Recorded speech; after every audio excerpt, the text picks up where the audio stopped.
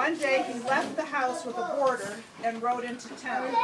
He didn't tell his mother where he went and worried her to the point where she thought maybe he had fallen down the outhouse pit. Oops! But did he ever enjoy his trip to town? He stretched his mind with memory systems and repetition. He took up stained glass as a hobby in his late 70s or early 80s. He built things and fixed things. He taught me just about everything I know when it comes to being the household handyman and what one needs in his toolbox. I think about him often because his way of teaching by example was so genuine and so pervasive that his legacy lives through me. What a blessing, every day. I wouldn't be surprised if others have the same experience. A good joke, a belly laugh, a new haftarah, an opportunity to help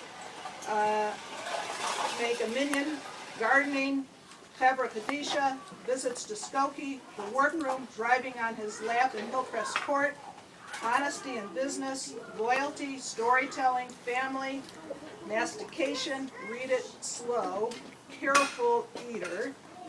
Shoot everything 100 times. It's a fair.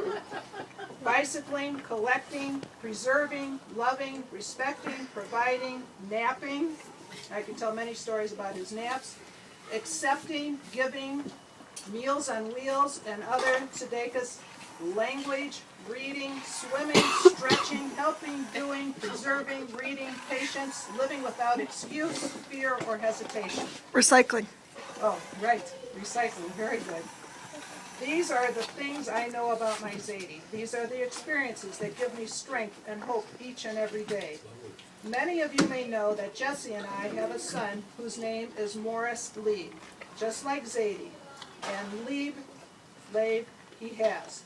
Heart of gold, tremendous capacity for love, just like Zadie.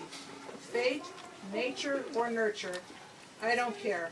His curiosity, independence, and pure zis and omets is just like Zadie Mori, just like his namesake. And he manages to do all of this while becoming and expressing himself as his own person, which ironically, in and of itself, is just like Zadie Mori. Thank God for these gorgeous memories, for the time I had with Zadie, for the blessing of my child who carries Zadie's name and legacy, and for this moment where we can all come together in love and abundance to remember, under the heavenly shelter of the sukkah, everything that Zadie Mori means to us, and to remember, when things in life are good, we should exclaim, delicious, which was my father's expression to say anything was great, it was delicious, delicious.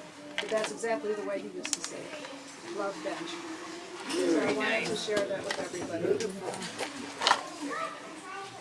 So first we're going to invite, turns out every year, as you might know, the Ushpizin is Moshe.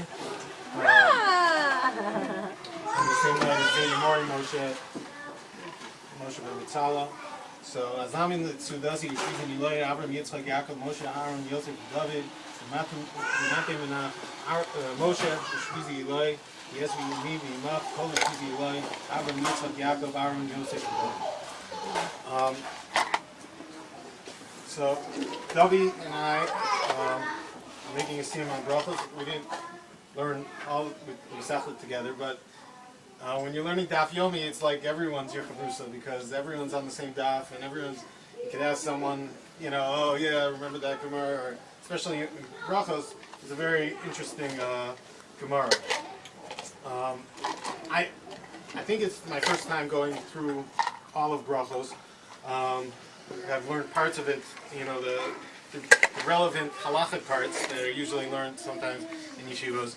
So I've gone through that, but this is the first time going really through all of Berachos. And what you get a sense of going through Berachos is that, to me, it felt like an intro to Talmud class.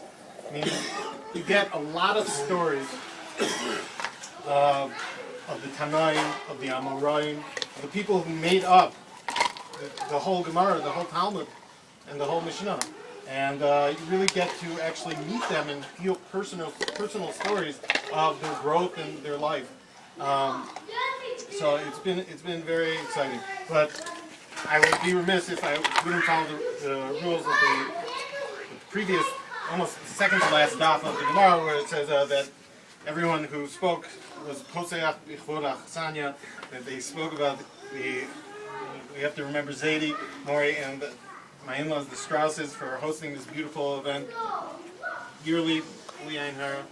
And it's a great succos for us that we have parents that are here and have a home in Eretz Yisrael and have a place that everyone could come to and enjoy and have simchas.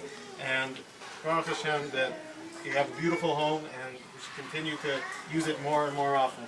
Amen. Not that you can't stay by us, but Beautiful friends, grandchildren, son-in-law, all the and good neighbors. good neighbors.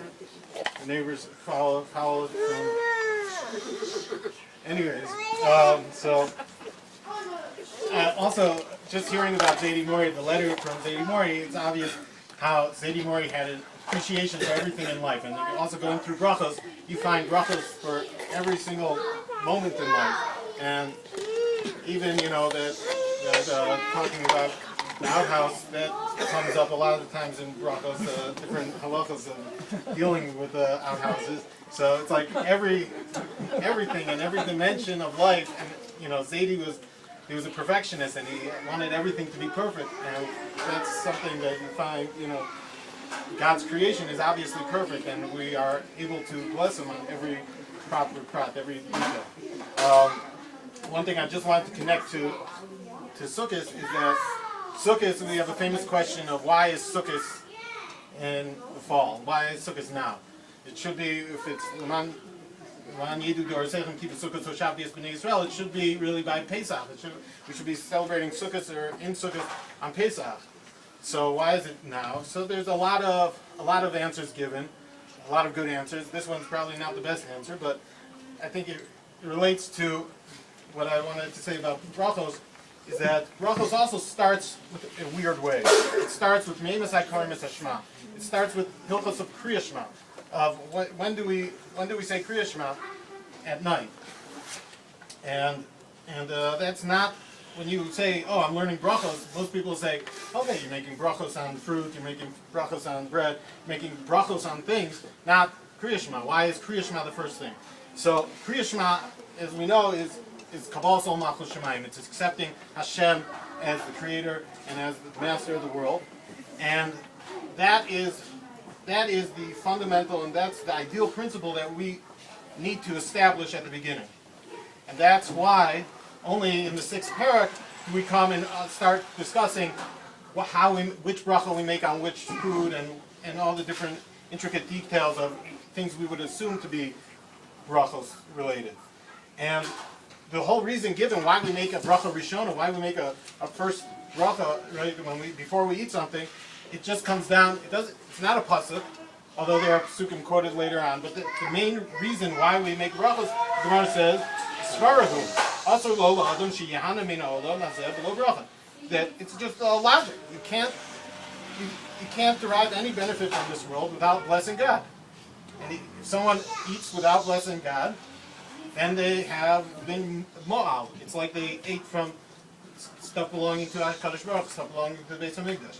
So we needed really, it seems like in my very basic understanding of brachos, Yogi's been through it a handful more times than I have, but it seems like we needed to establish the Ol Malchus Shemayim, that Hashem is the creator, and only then can we understand the svara that obviously if Hashem is the creator, then we submit to Him, and anything we do, anytime we are nene from this world, we're only doing it because He is the master of the world and He created everything, and we're using His things.